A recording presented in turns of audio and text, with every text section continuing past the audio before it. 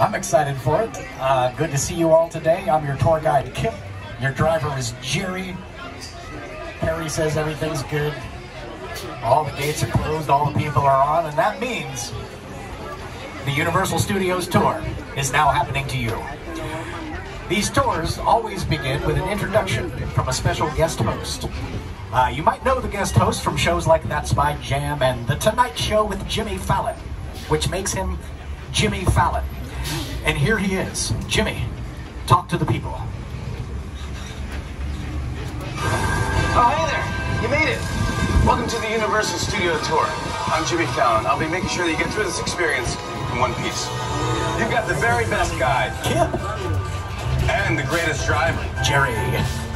They're the best. I love them. Even though Kip owes me $5. I know you guys are excited to get on the tour, but first, a few safety rules. Ain't never getting that $5. That's the first thing you're going to learn on the tour. And the second stuff will be the safety rules. We want you to have a great time, but we want you to be safe. So bear with me while I say the safety things. We will begin with the red emergency cord over your heads.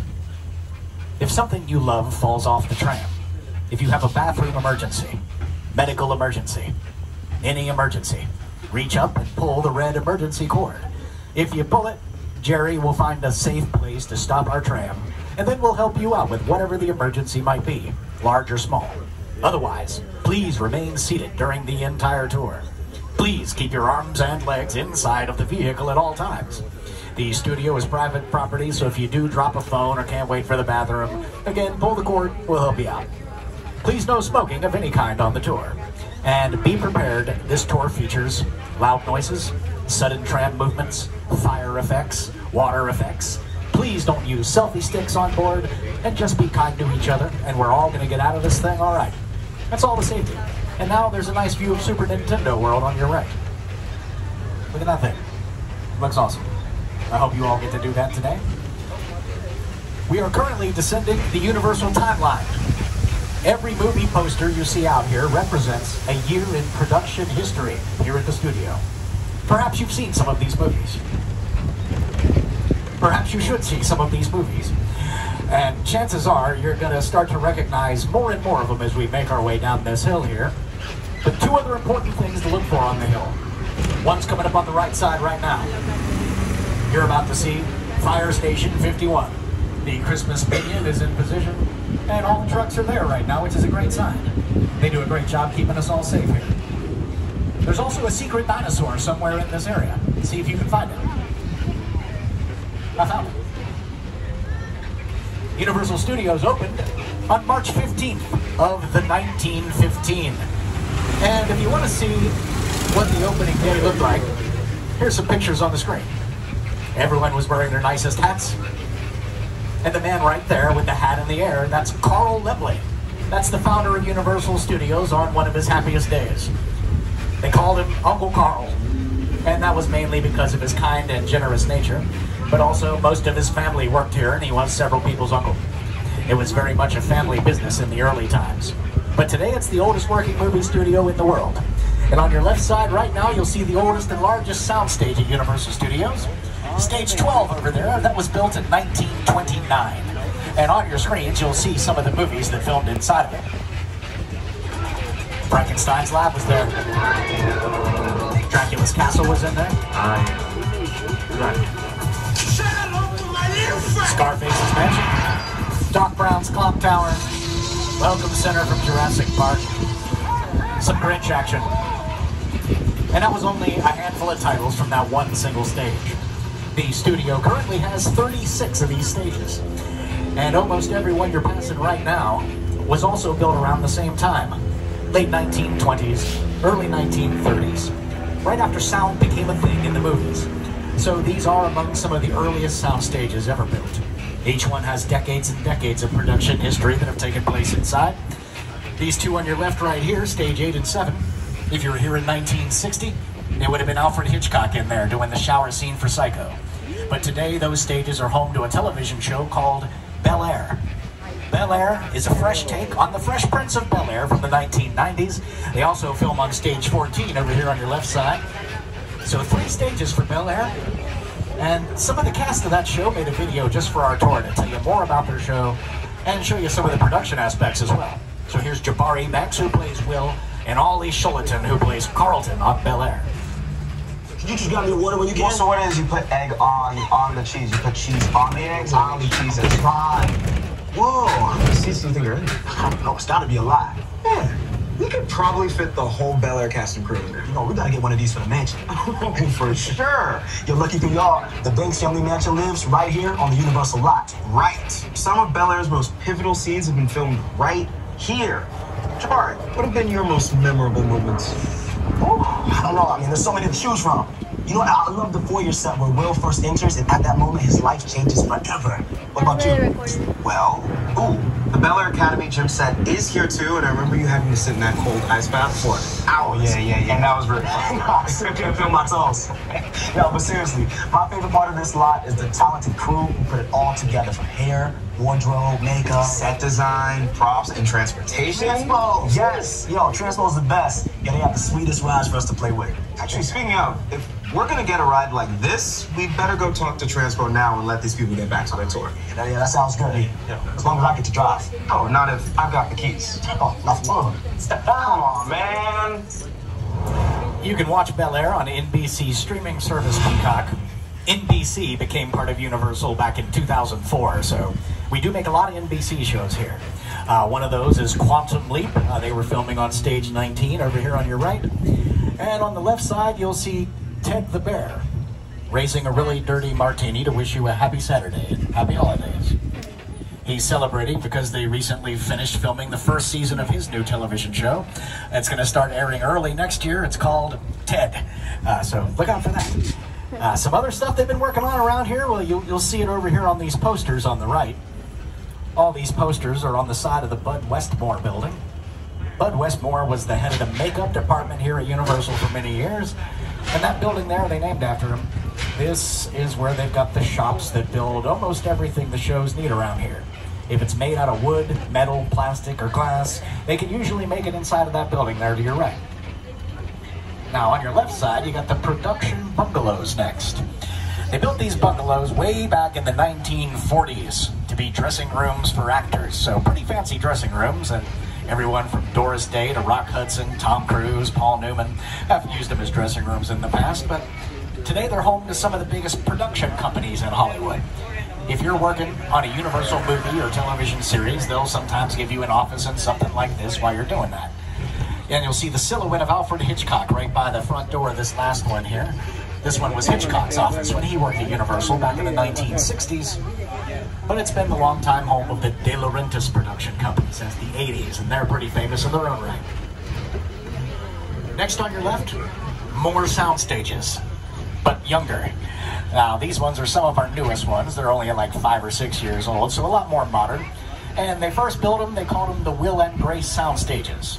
They used to make the comedy Will and Grace in there. But it had its final season, so the shows they're working on in there now, one you might have seen on those parking spaces back there. It's called Lopez versus Lopez. That's a new George Lopez show that he's working on with his daughter Mayan Lopez. And the other one in here is a comedy called American Auto. That one stars Anna Gasteyer from Saturday Night Live. Now, as we make this turn, we officially enter the backlot of Universal Studios. And the backlot is mainly home to the large outdoor environments they use for filming around here. And first one of those you're going to see is creeping up on your right side right here.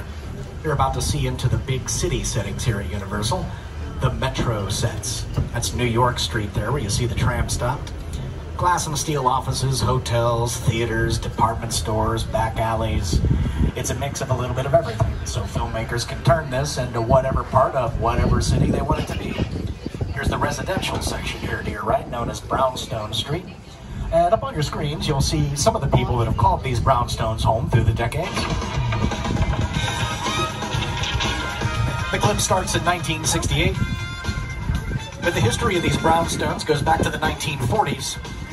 Back then, the comedy duo of Abbott and Costello had an apartment there. And those were a couple of Universal's biggest stars from that era. And that's going to take us into the small town next. The small town part of the backlot is known as Courthouse Square. And a lot of movie lovers will probably recognize this area best from some of the big 1980s blockbusters that filmed back here, like Back to the Future Part 2, a little bit of the Gremlins if you're a big 80s movies buff. Hello. But here's a little clip that'll show you what that and some other stuff that's filmed out here looks like.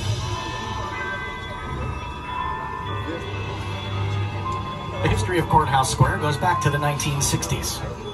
The classic films like Inherit the Wind and To Kill a Mockingbird use the Courthouse Square.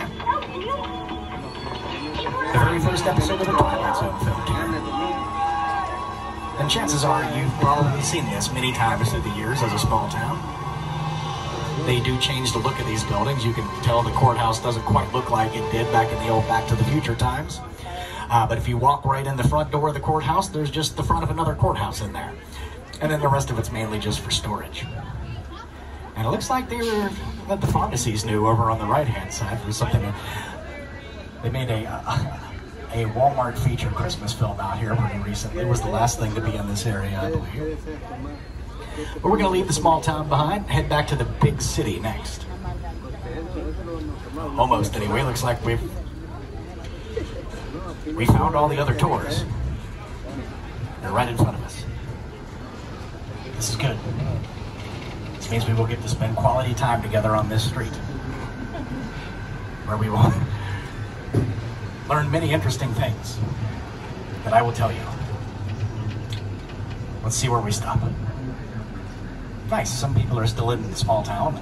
Some people are on New York Street now. Now, this is inspired by New York City. Sometimes it is, especially the street, end of the street behind car 1 here, and car 2 there, if you look to your left, but many of the buildings down there are straight from New York, like the Macy's and things. The most recent thing that filmed over there was a music video. If you're familiar with the band Blackpink, the singer Jisoo made the video for the song Flower down on that end of the street. And lots of big music videos have been made out here. Taylor Swift did the Wildest Dreams video here. Pink did a video for Walk Me Home out here. And many others through the years. Shows like Brooklyn Nine-Nine would use it for New York. And there's some scenes in Captain America, the first Avenger, where this is New York as well. But it's also been Chicago for classics like The Blues Brothers and The Sting. It was Baltimore for Hairspray Live. It's been pretty much every city you can think of over the decades. And sometimes this isn't a city at all. They also build the obstacle course for American Ninja Warrior right down the middle of this street when they do the LA qualifying rounds out here. All right, creeping up a little bit. And now that we're officially all the way on it, I'll play you a little clip that'll show you what this place can look like when it's all dressed up and ready for filming. Here's what Jimmy Fallon made. Hey everyone, welcome to New York. I got my start right here in New York on Saturday Night Live. This was actually my old neighborhood. Once got mugged over there by an old woman, tough lady. This is my favorite hot dog guy. Hey buddy, how's it going? Remember me? No. Just like old times. Gotta love New York City. Hey, I'm walking here. Hey, it's cool, guys. I was just walking there.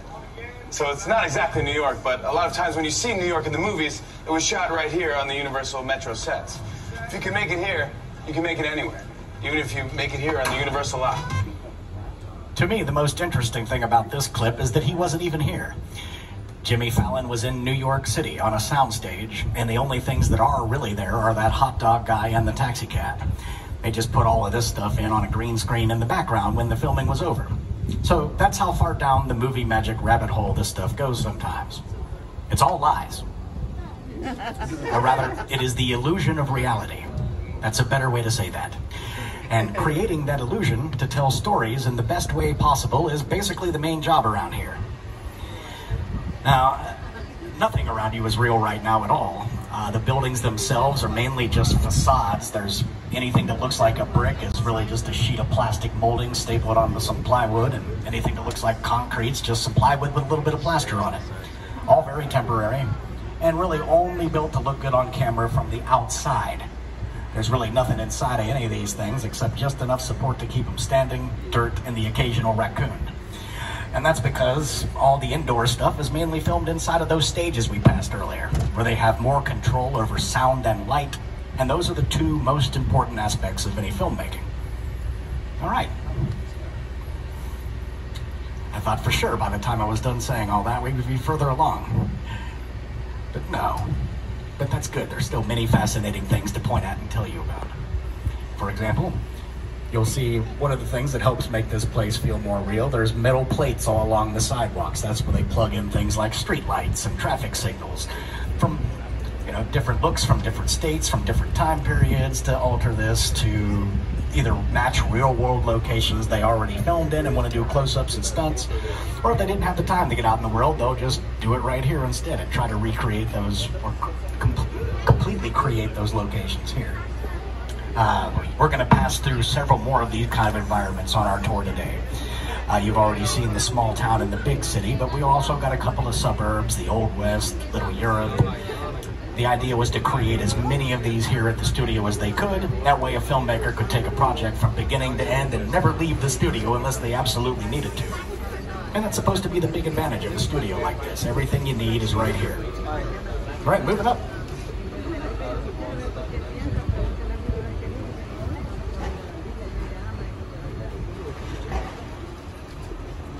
The other big thing that helps this place feel more realistic is people. Lots of people live in big cities like this, and when it's empty like this, it feels weird.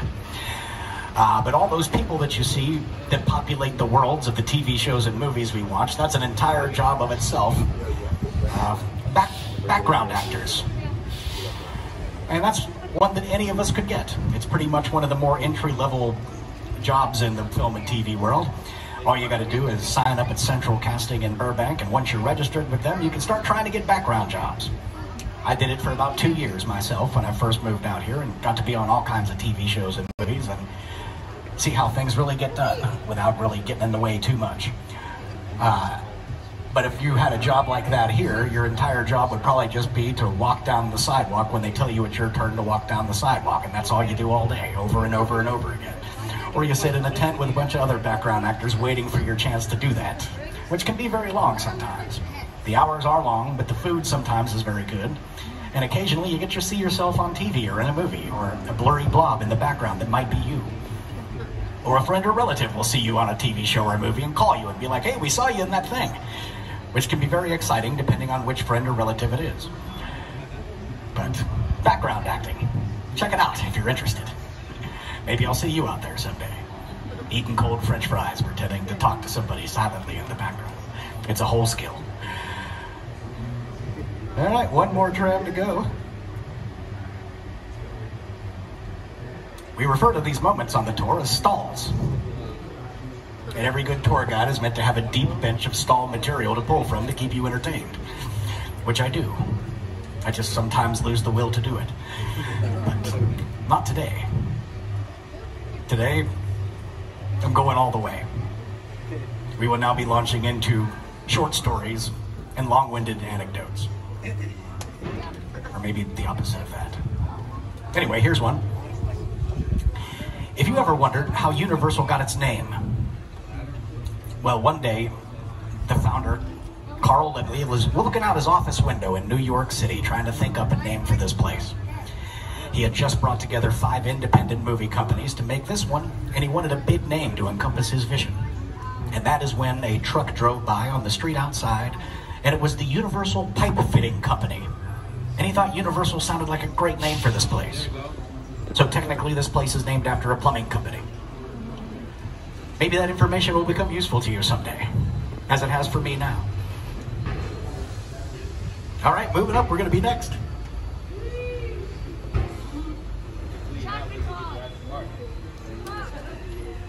And once we stop up here, I think I'll tell you Jerry's favorite story about the chickens. If you ever wondered what used to be here before this was a movie studio, well, once it was a chicken farm, and not a good one. A 2-star chicken farm by all accounts. And when Carl Lindley bought this land in 1914 to start building this studio, He didn't get rid of the chicken farm. He built around it, saw it as an opportunity. So this place was a movie studio and a chicken farm all the way into the 1930s. Making movies, raising chickens. And back in those times, all you had to do was pay a quarter. And they'd let you in the movie studio, and you could sit in the bleachers in the old West sets and watch them make the movies. And they brought you a boxed lunch of fried chicken they raised right here at the studio. And good times were had by all. Except the chickens. They got the bad end of that deal. I believe the farm went away in the 1930s once the Lemleys lost control of the studio, which is another long and sad tale that you might hear if we're stuck long enough. But perhaps descendants of those chickens walk these hills to this very day, thirsty for revenge. May we never find out. Actually, there's a lot of coyotes out there, so only the strongest chickens would survive, but those are the ones you don't want to meet. Well, that was the entire chicken story, and we're still here. My next suggestion is we sit here silently and enjoy each other's company and see what it feels like if I don't say anything.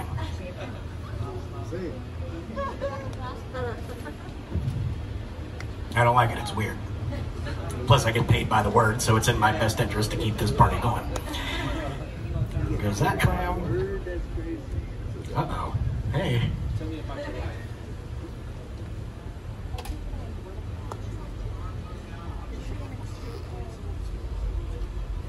All right, stand by everybody. Everything seems okay. It was taking a little while for the other one to get out of there.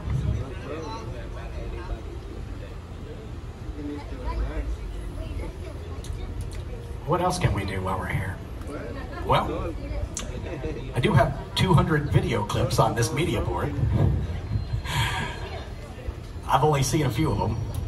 I tend to play the same ones all the time. So I'm gonna pick a number. You said 20 more minutes, Jerry? In that case, we're gonna watch How the Grinch Stole Christmas. Well, you take a nap.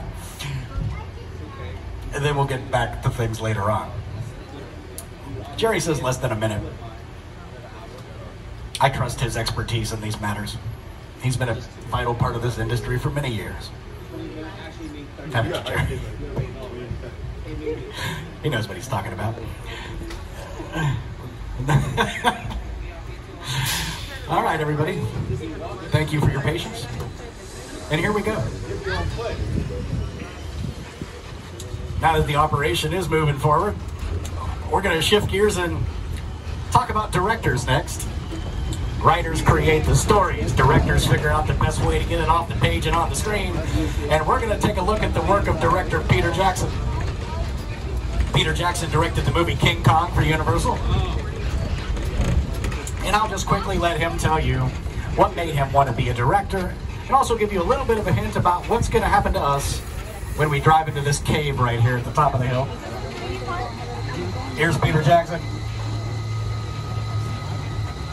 It's the original King Kong that made me want to direct movies. I saw that movie on TV when I was about 8 or 9 years old. I wanted to become a filmmaker. Action! I like films that just take you away from your real life and sweep you up with adventure. Kong literally does that. I mean, you're on board the ship, you're sailing to a lost island, you're encountering monsters and creatures from, prehistoric times. How can I believe it? So I was thrilled when Universal invited me back to Skull Island, and it's great to have you along for the ride. Now, we have created this 3D immersive experience, so you're going to have your glasses ready. Don't put them on yet, but just have them in your hand because we're about to return to Skull Island. That is correct, everybody. We are about to return to Skull Island. And if you've never done this before, this is definitely one of the thrill ride parts of our tour today. So just make sure you stay seated. Hang on to your stuff. If you drop something in here, you usually can't get it back till the end of the day, so do your best to hang on to your things. And get your 3D glasses ready, because we're going to go in there and... It says 2 minutes and 5 seconds. Which doesn't sound like a really long time, unless you're stuck in a dark cave with 160 strangers trying to keep the mood light, then 2 minutes feels like a really long time. But just explaining that got us down to 1 minute and 45. So this would be another perfect time to sit and enjoy each other's company and think pleasant thoughts. I'm thinking about cats.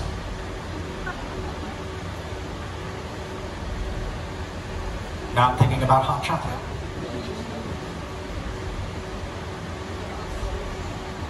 Now I'm thinking about cats drinking hot chocolate. It's very cute. Wish I could share these images. All right, 1 minute and 10 seconds. Why is that door open, Jerry?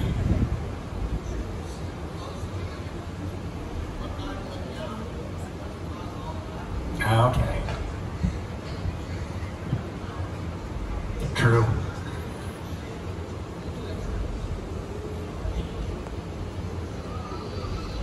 Right. My favorite memory of this tunnel was we ran out of gas in here one time. That one was awesome. But this is an electric tram, so that's not going to happen to us. We might run out of battery, but we're not going to run out of gas. 20 seconds. And sometimes it goes straight from 10 to 0, so there might only be 10 seconds. Let's see if that happens. 13, 12, 11, 10. That did not happen. But now there's only like 10 seconds. What do you think, Jerry? Is it time? We're going in.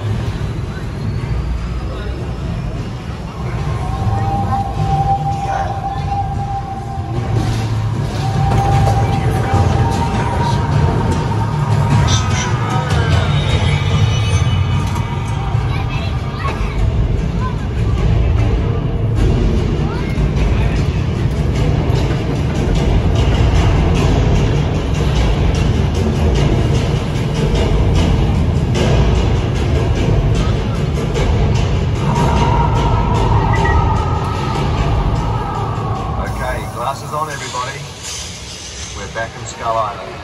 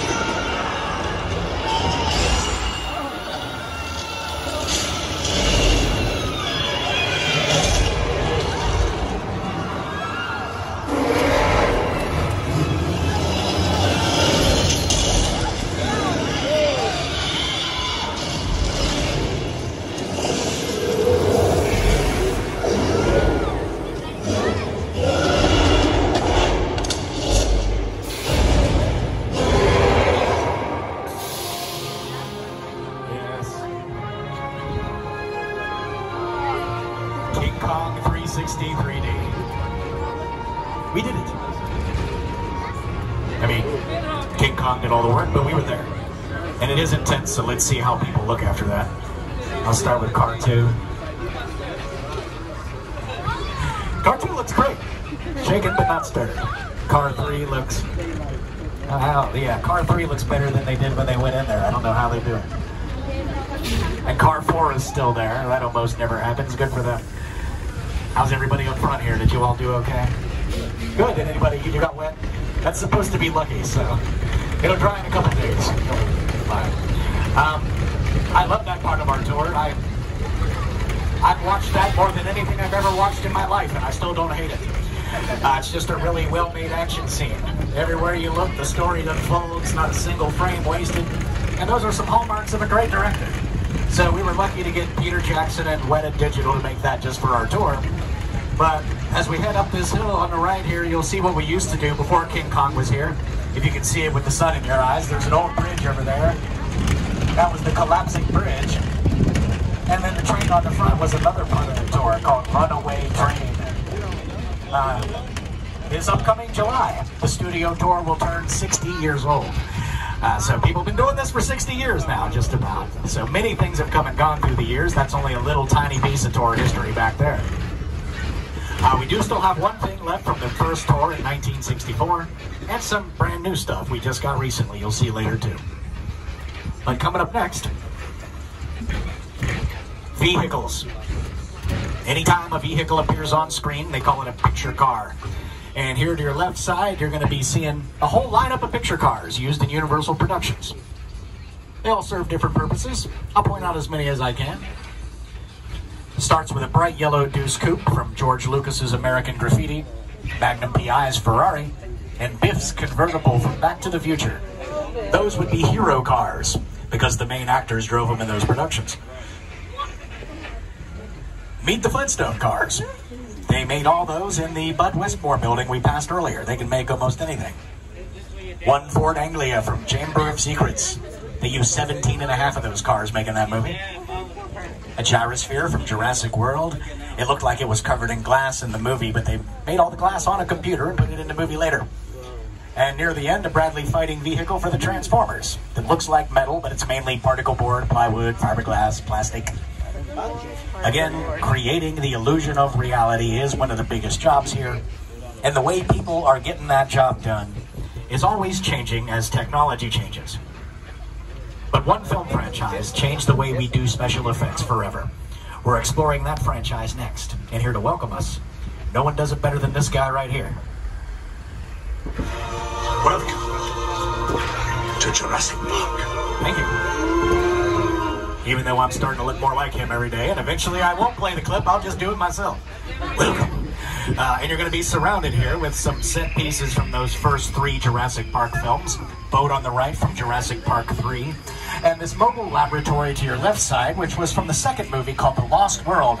And here's a clip that a scene they used it in on your screen so you can see it in action. Also, dinosaurs live in these bushes, so look out.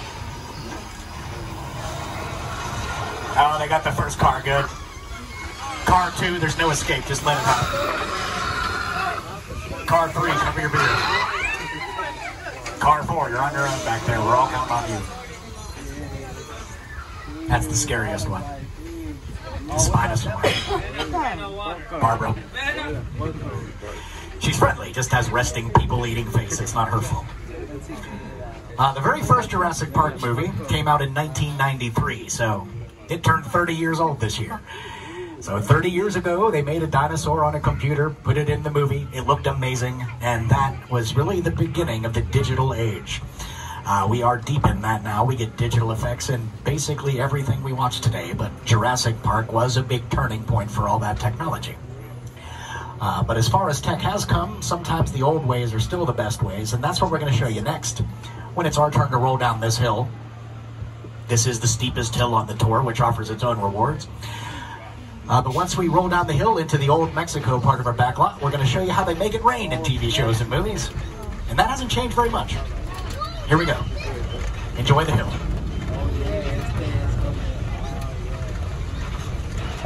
Yeah. Hey. The thrill is not gone. Very good. How's it going back there? Now, everybody has to make their own rain, no matter what. So everybody needs a rain machine. And rain machines are really just giant sprinklers. All you got to do is put those sprinklers high enough in the air, the camera can't see them, and find a good water source to hook it up to. And when you're all ready to start filming, all you got to do is turn on your rain machine, and then you get the rain. Pretty simple. They do try to make the raindrops really big so it shows up a little better on film. Or they'll hit it with some light sometimes so you can see it better.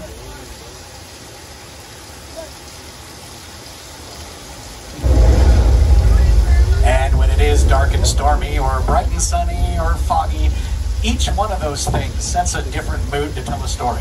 So weather effects can be very effective, but you gotta remember to turn it off. Because if you don't turn it off, this happens.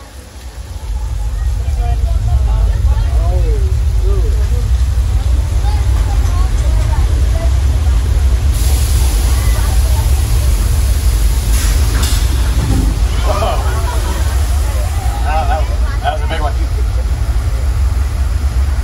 They made the flash flood just for the tour. All that water goes back up the hill and comes down again for the next tram, so that is the original water from 1968 you just saw there. Maybe that's true. Now we enter the old Mexico town square. This has been in movies like The Three Amigos, Nacho Libre, Indiana Jones and the Kingdom of the Crystal Skull. Some TV shows like Star Trek's Picard, and some big music videos there too. And a duck. Oh no, that's a bird on a rock. It wasn't a duck. I was fooled. Yeah, Janet Jackson made the Escapade video there in the 80s. Lady Gaga made the Judas video there. She gets hit by the flood in that video, so check it out sometime on YouTube. You'll be happy. And now the Old West. The Old West is one of the oldest parts of our backlot. This is where you would have sat in those bleachers and watched them make the movies back in the old silent film days. And back in those days, it used to be 6 Old West towns, so this area is called 6 Points. And when the movies were silent, they were able to make 6 Westerns at the same time out here. They were really cranking them out. The first year the studio opened, in 1914, they made almost 200 Westerns the very first year the studio opened, which is many Westerns. Even though movies were only like 5 to 10 minutes long and sound didn't matter and they were making 6 at a time, 200 is still a lot of Westerns. This will also bring us to the halfway point on our tour, everybody, so a quick safety reminder. Just remember, stay seated, pull the cord if anything goes wrong. But so far, so great. I'm proud of us. Onward. All right, as we make this turn, you're going to see a little lake on your left. And on the other side of that lake are the stages where they filmed the singing competition, The Voice. That's stage 30 and 31 over there. And the lake itself is called Park Lake.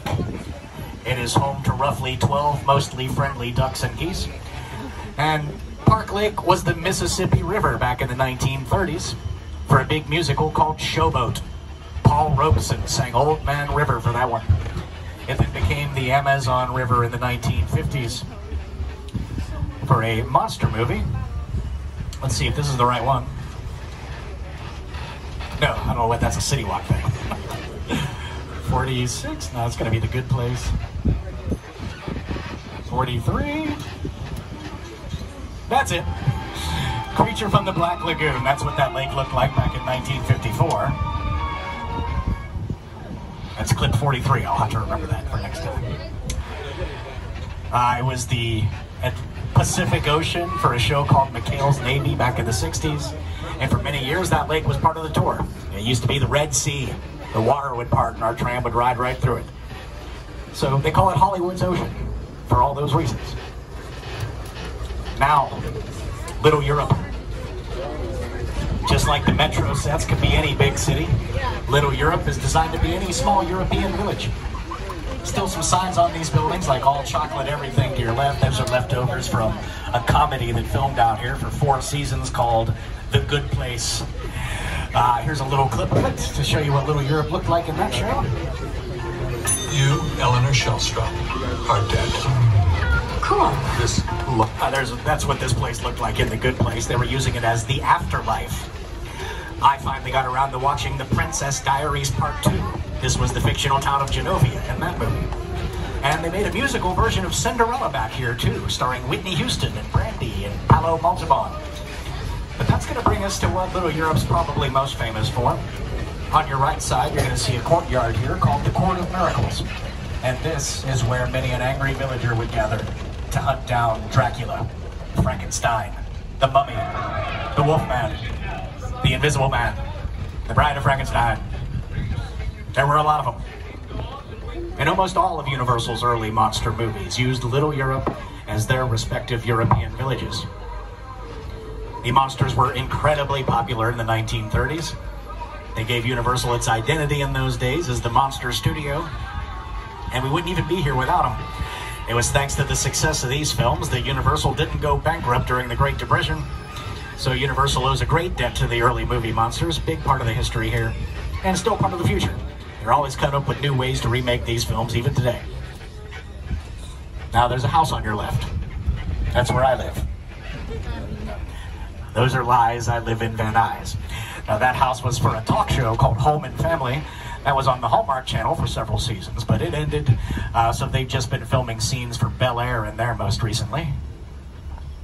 Now, they're doing a little work on one part of our tour right now, so our tour route is taking us currently down what they call Denver Street.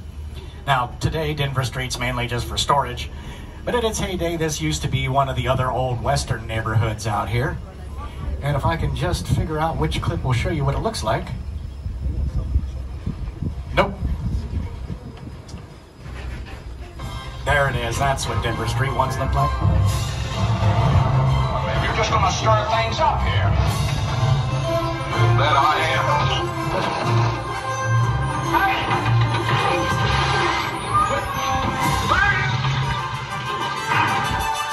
How dare you hit that man?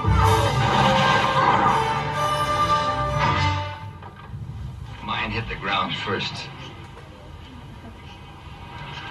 Mine was taller. My favorite thing about this clip is that John Wayne on the right side is about to walk out of the frame, but Kirk Douglas has to stay there because he's standing on top of an apple crate, so he looks just as John Wayne is in the picture. So he can't move. Old movie tricks. Being tall was very important. That's how you knew who the heroes were, I suppose. Oh well. Anyway, this building on your right was the old horse stable back when they did make a lot of westerns out here. That's what all these little hobby horses pay tribute to. It's just storage these days, though. But next for us is our tribute to the 1975 blockbuster movie, Jaws. Now, Jaws filmed on location in Martha's Vineyard and on the Atlantic Ocean. But here to the right, we have recreated Amity Island from the movie. Let's check it out. See what's going on. Oh, wait a second. Yeah, it looks like there is a shark out there right now. How lucky are we?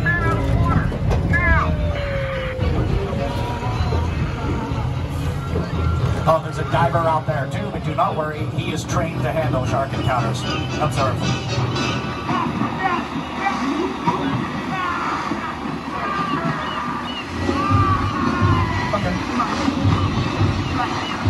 It appears the training is not kicking in. Oh. Well, let's just go ahead and pause right next to these gasoline barrels. Have I learned anything from video games? This is what I'm saying. Ah, the shark's messing with the dock over there.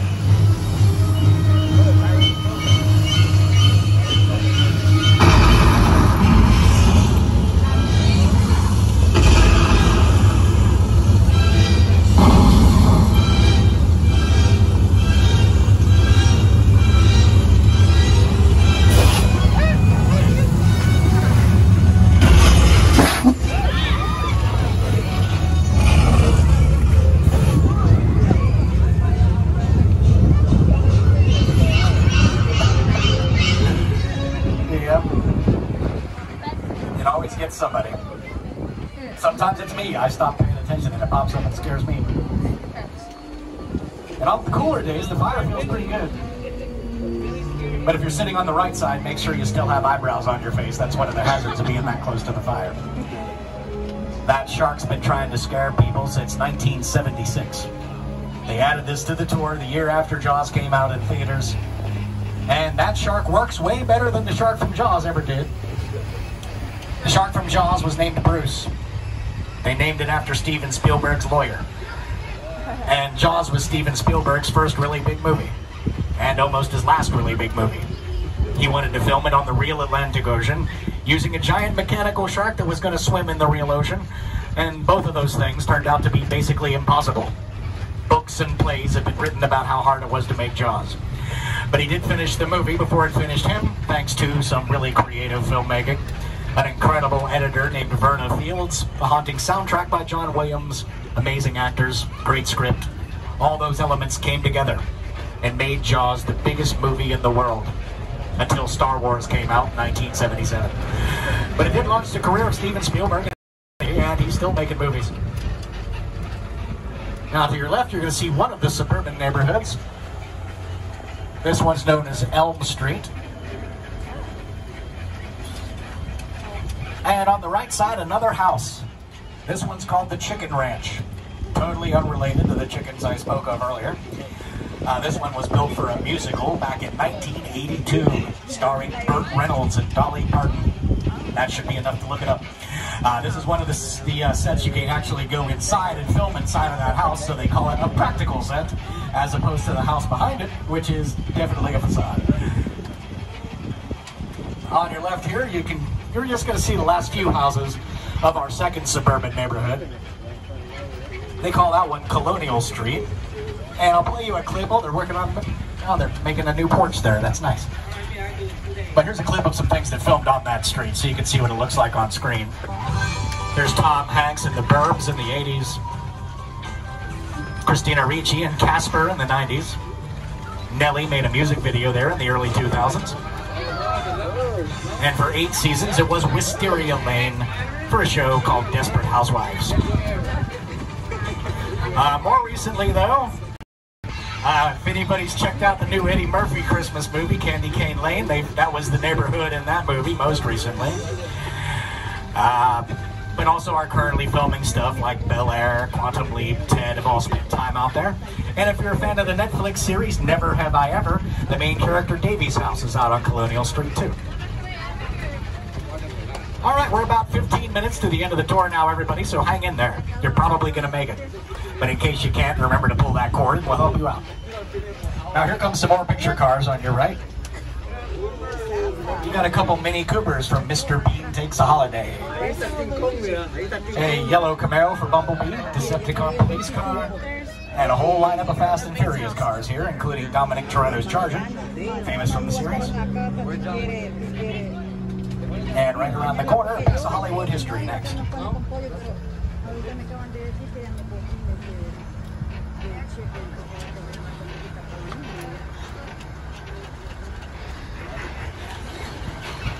And here is where we get to see the Bates Motel, and on the hill behind it, the Bates House, the setting of Alfred Hitchcock's 1960 thriller, Psycho. Oh, looks like Norman Bates is here. Let's see what he's doing.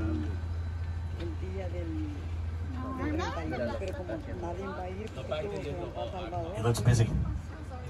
Probably tending to the needs of a guest.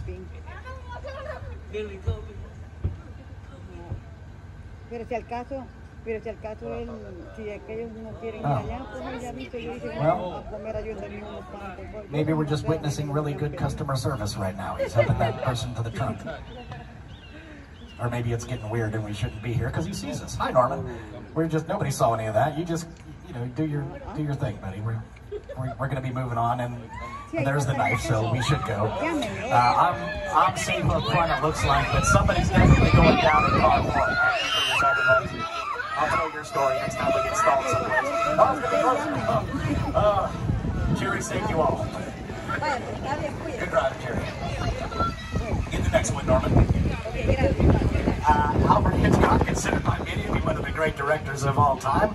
He finished his career here at Universal. And the Psycho house here to your left is one of the things you would have seen on our tour back in 1964.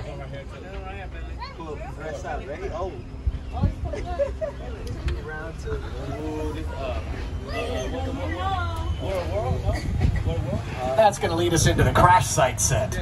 This one from Steven Spielberg's 2005 movie, The War of the Worlds. And that is a real airplane. Or it's made entirely out of cake. It's difficult to tell. That was a retired 747. They bought it and then chopped it into pieces, just to film this one scene in this movie. I'll play that scene on your screen, and you'll hear more about it from Steven Spielberg and production designer Rick Carter. The airplane crash site set is a perfect example of a set that is all designed around the vision that Steven had. When you first began to sit down to talk about War of the World, I thought, what if the 747 goes down right in a big neighborhood? Because it's just something you don't see. You're doing good. You're doing good. Keep your eyes on me. That's right. Now listen, I want you to close your eyes, okay? Got them closed? Mommy.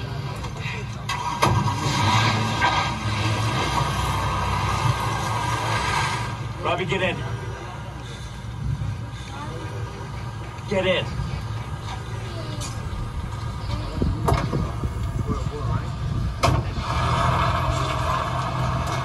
So you can see all that stuff looked really good on screen, and it's all real stuff. Another practical set. When they say practical, it usually just means it's real or someone made it with their hands instead of a computer. And building realistic sets is certainly not a lost art in any way. You're going to get another good example of it right here as we ride through the newest part of our studio tour. This is one of the sets from Jordan Peele's latest film, Nope. It's the fictional theme park of Jupiter's Claim. And here's the writer and director, Jordan Peele, will tell you more about it. Movie magic only happens when the team of collaborators, often in the hundreds, work together to take an impossible notion and bring it to life. This is Jupiter's Claim, a nostalgic, small-time Southern California amusement park owned by former child star Ricky Jupe Park.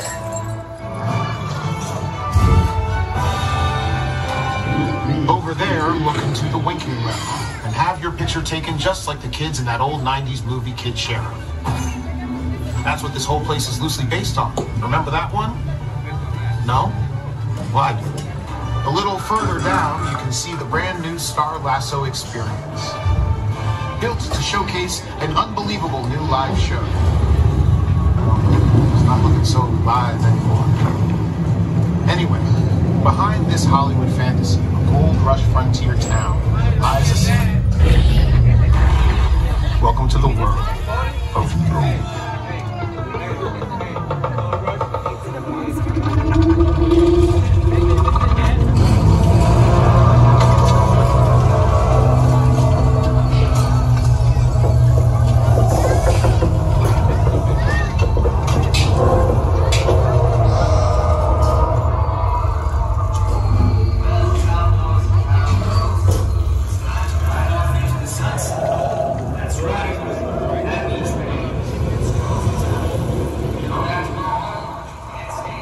The set is the work of production designer Ruth Day Young, and if you've had a chance to see the movie Nope, you know a lot of the elements on that set are pretty important to the plot of that film, too.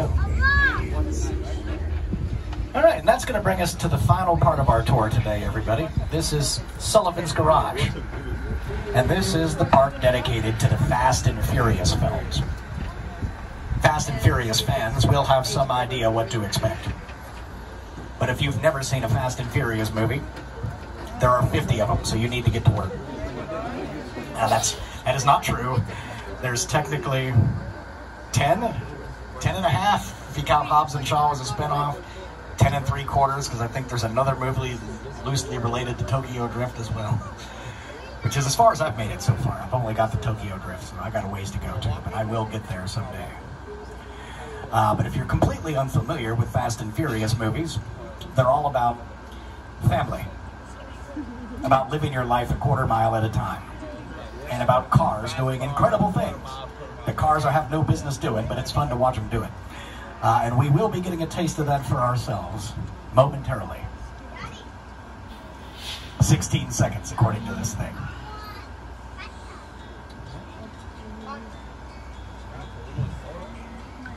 Like 7 seconds. I'm just waving people. Hi. Happy birthday if I missed it, anybody. Is it anybody's birthday? Sometimes it is. Oh, yours! Exciting. Happy birthday. Thanks for spending it with us. Anybody else? That's good. I'm sure you all got one coming. At some point. We all do. All right, we did it. Let's go. When we get inside of here, I'm going to turn it over to some of the cast of Fast and Furious, and they'll fill you in on the adventure up here. So hang tight till we get in.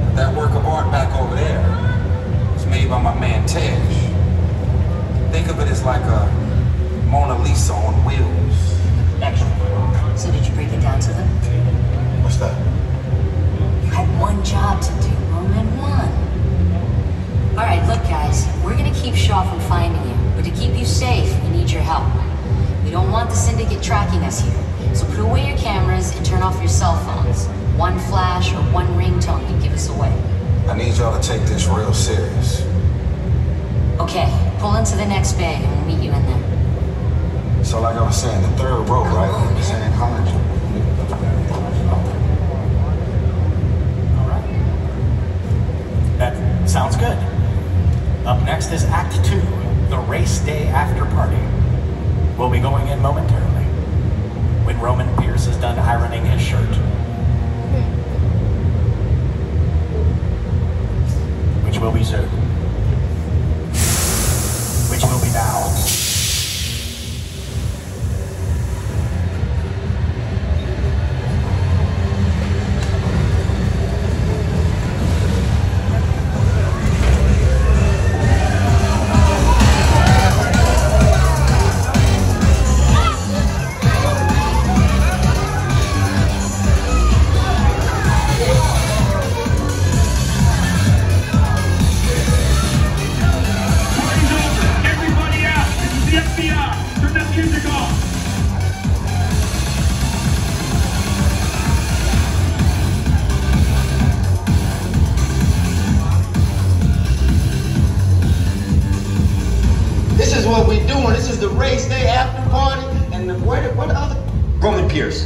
FBI, don't move.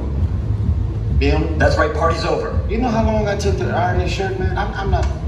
You're under arrest right now. Hey, let's back up a little bit. Got it. It's lightweight. First of all, I don't work for you. Oh, really? Well, tell me, Roman, who do you work for?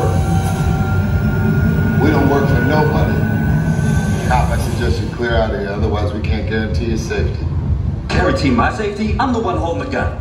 Yeah, but mine's a whole lot bigger than yours. Hobbs, escort this novice out. Let's go, Cookie Puss. You got an ugly suit on, man. It's cheap. Somebody out there really pissed off Shaw.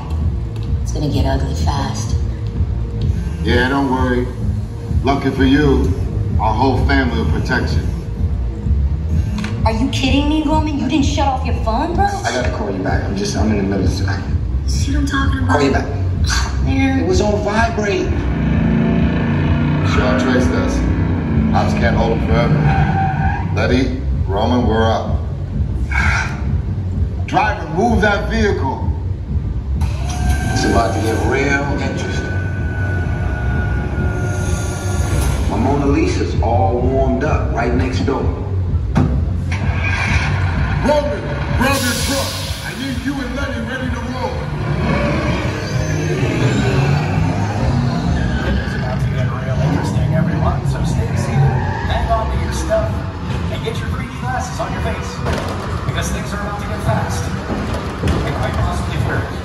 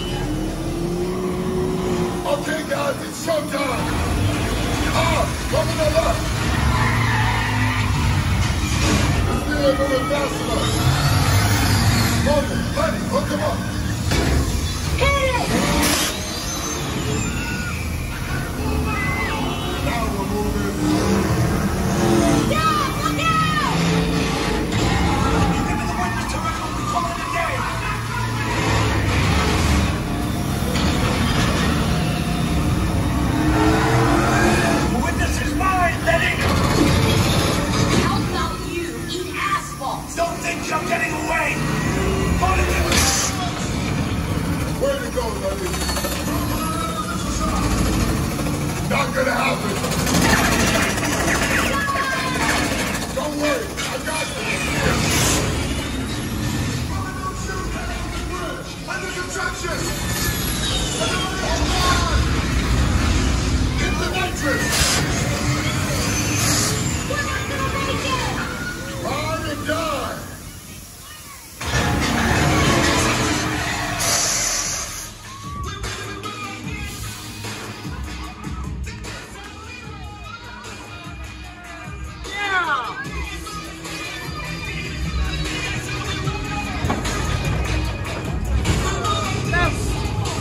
Job, everybody. You protected the witness and you can resume breathing. You know it's crazy out there. You guys ride hard. Respect. No, my Mona Lisa got messed up a little bit, but it's all good. We got through it. Y'all held us down. Appreciate it.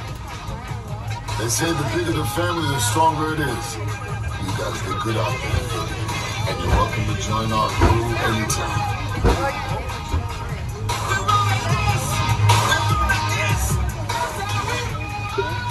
Respect. So, that's what it's like to be in a Fast and Furious movie. Or just another day on the 101 for many of us. But that puts you on the home stretch here, and you get one last good view here to the right side, a nice overlook of the San Fernando Valley. And the sound stages of Warner Brothers over there on the right in Burbank, our neighbors. Hello, neighbors. But to bring it on home on this side of the hill, there's a montage and a closing statement. For 108 years, Universal Studios has been making movies with the goal of making audiences laugh, cry, or sit on the edge of their chairs. That was the philosophy of Carl Laemmle when he opened up the studio in 1915, and that's the spirit they're trying to keep alive going into the future. I want to say thank you to all of you for taking the tour, making yourselves part of that history. And let's have a hand for your driver, Jerry. Getting us there back safe, Jerry. You've done it again, man. We all believe you. Take a moment, check around, make sure you have all your personal belongings.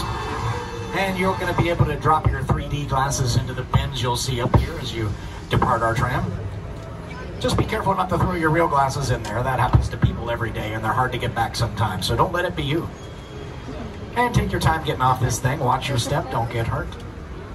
Watch your hands when you don't get pinched. And I have been your ever-loving tour guide, Kip. Wishing you all a wonderful rest of the day at Universal Studios Hollywood. Happy holidays to all of you. And know that I will miss you more than is appropriate for a group of complete strangers. And it looks like the Grinch is over here taking pictures too, so drop by and say hello. Hello. You'll see him on your left as you depart the tram as well. A little bit of a line, but so it goes. This is the way. Anyway, thanks everybody. Great talking to you. And have a wonderful day at Universal Studios Hollywood, the entertainment capital of LA. Bye-bye. All right. We did it. Thank you. Yay. We did it. Bye, everybody.